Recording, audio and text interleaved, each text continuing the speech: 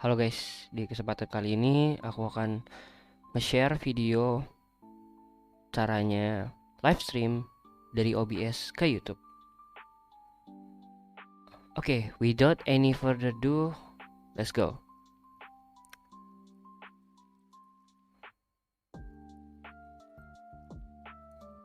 Wait. Oke, nah ini kita sudah di dalam view UI OBS-nya. Tunggu ya, aku geser dulu biar kelihatan. Oke, jadi tutorial kali ini bakal panjang kemungkinan. Jadi aku udah bikin time frame-nya atau timestamps.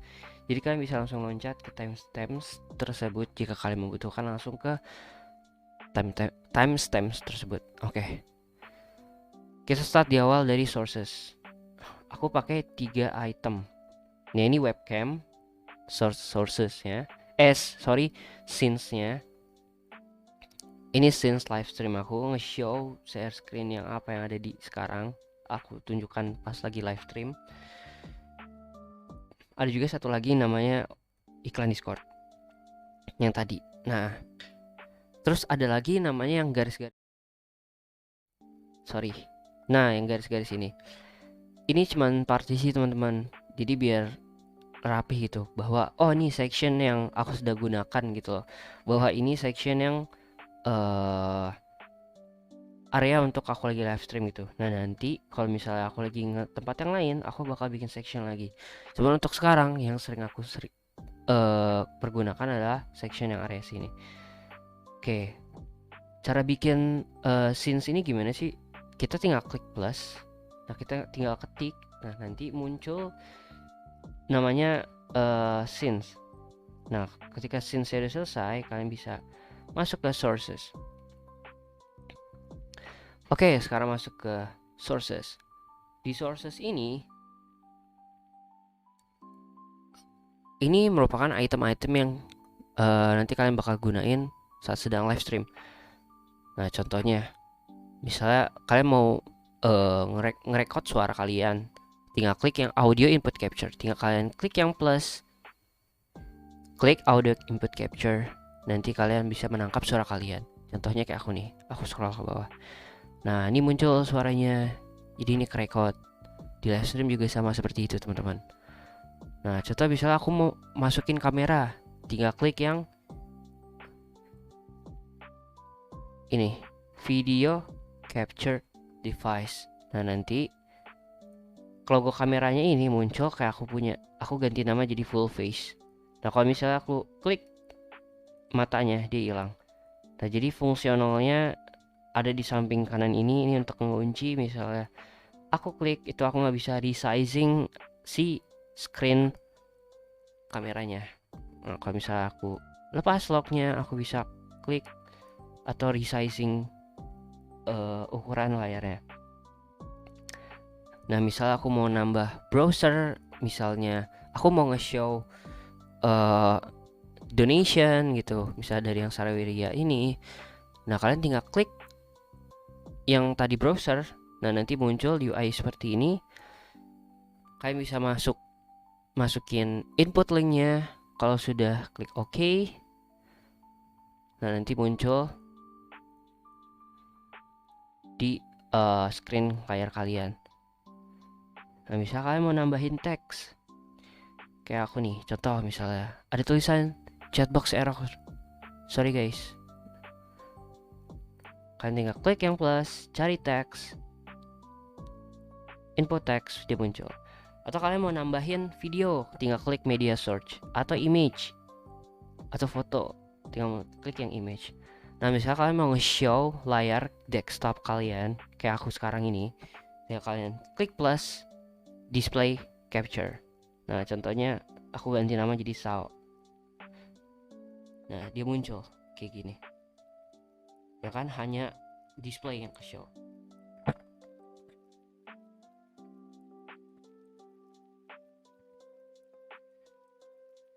Nah, misalnya kalian mau nge-show window capture misalnya kalian mau nge-show folder atau misalnya Chrome atau Mozilla Firefox atau Microsoft Edge, kalian klik yang window capture.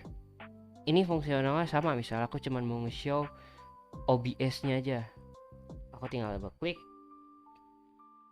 pilih yang OBS. Oh ternyata nggak bisa. Oh berarti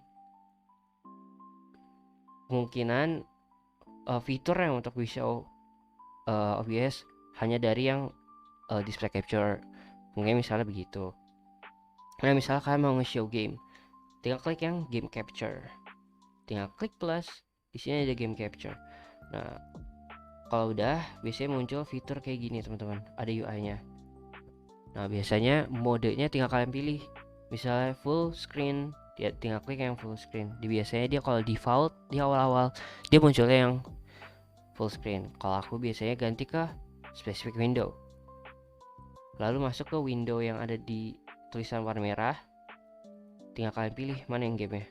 Biasanya tulisannya putih sih, cuman ini karena nggak nge-show jadi tulisannya di merah, karena aku lagi nggak buka Minecraftnya.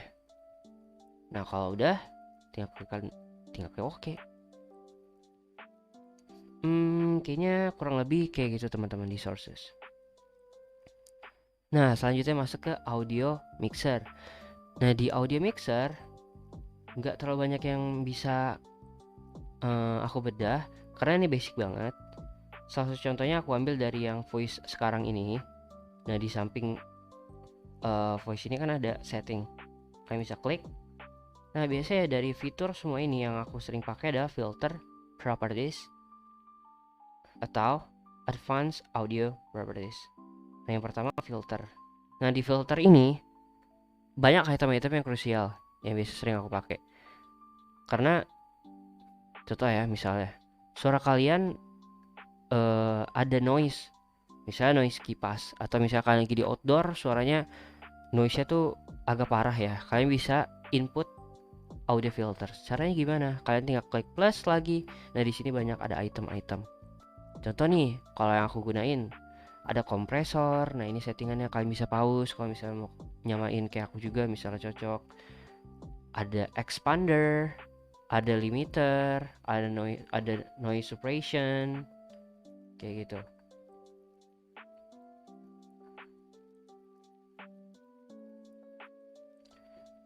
Oke, audio mixer cuma segini doang teman-teman.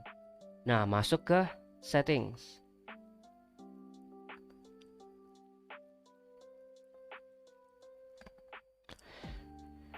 Nah di settings ada 7 item. Yang pertama ada general. Di general aku nggak banyak otak-atik teman-teman, karena defaultnya udah menurut aku udah oke ya. Nah, kalian bisa pause kalau misalnya mau nyamain, mengkorelasiin. Next kita ke stream. Nah di stream, nah di sini ada kolom service.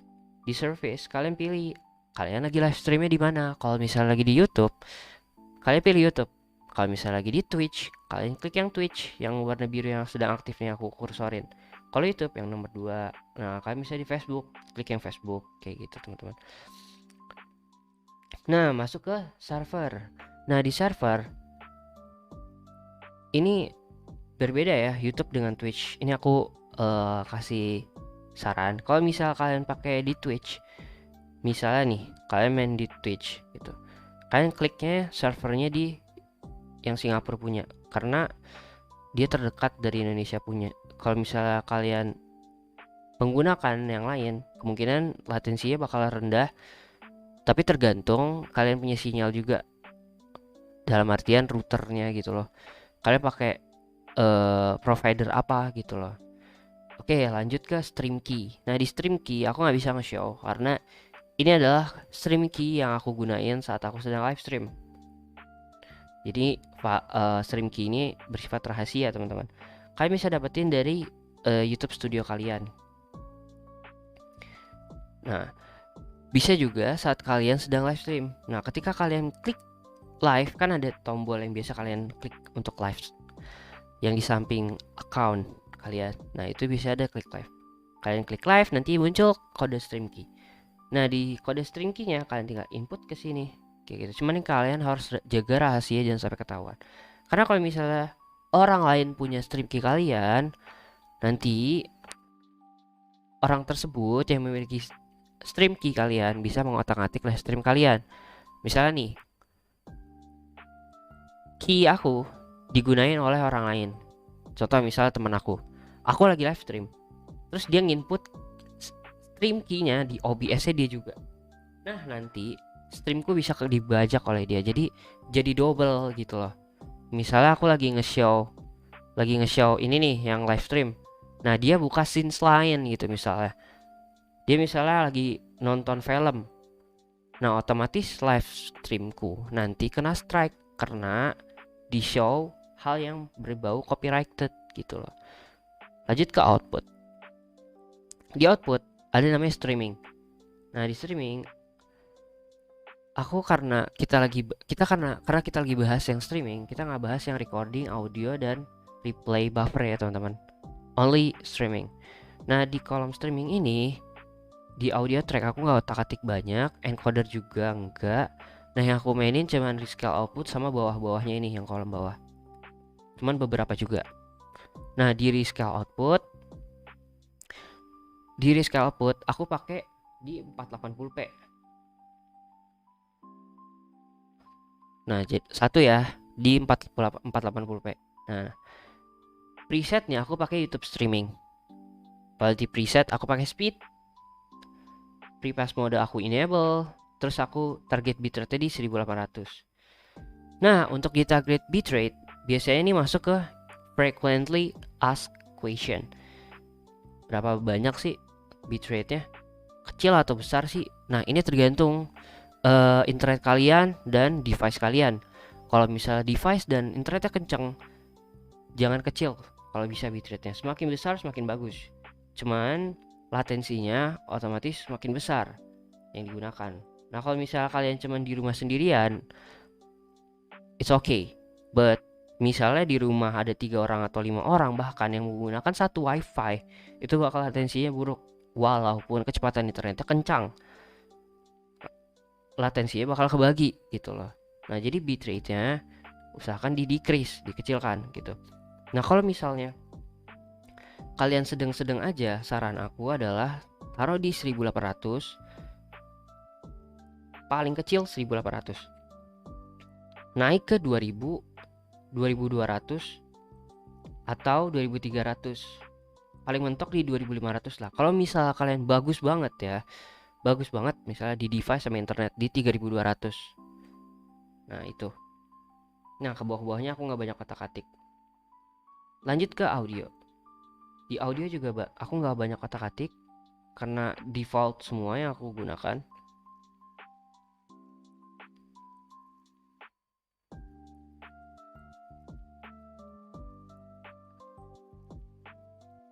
Nah masuk ke video. Nah di video base canvas resolution itu adalah layar yang sedang kalian show gitu. Ukuran yang kalian gunakan gitu loh. Istilahnya kanvas yang kalian gambar gitu loh. Nah, aku gunain di 720. Karena memang layarku 720. Kalau misalnya kalian 4K, kalian bisa naikin ke 4K. Bisa juga misalnya kalian kurangi gitu loh. Nah, cuman nanti kita korelasiin lagi nih. Ada beberapa alasan kenapa aku decrease. Masuk ke output scale resolution. Aku di 480p di output scale resolution ya. Kenapa? Wait a minute. Ini aku nggak banyak gonta-ganti, biarinin aja. FPS aku masih di 30 karena aku kurangin. Nah, baru masuk ke ini lagi. Jadi gini teman-teman, cara mengurangi latensi dan tingkat nge-lag saat kalian sedang live stream itu dimainkan di output scale sama di FPS sama di layar kalian pas sedang kalian gunakan di scale layar ini ya nih, di desktopnya maksudku, di desktopnya. Kalau misal kalian kentang, kalian turunin aja di misalnya 800 kali 600 atau di atasnya 1 gitu.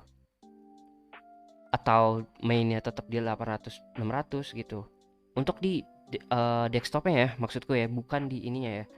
Nah, tapi tetap di resolusinya di 720 gitu loh.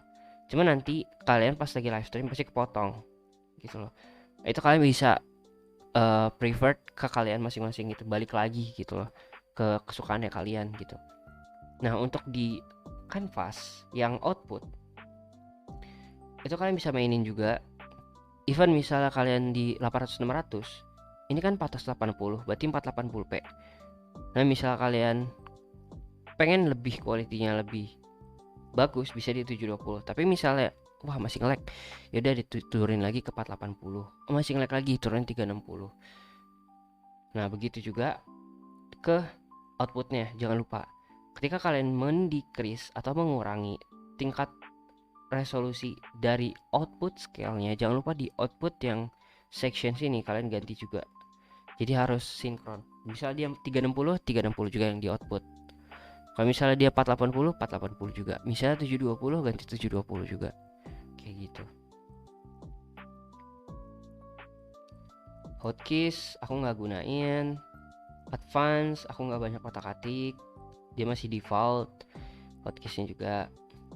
Ya, jadi itu aja sih.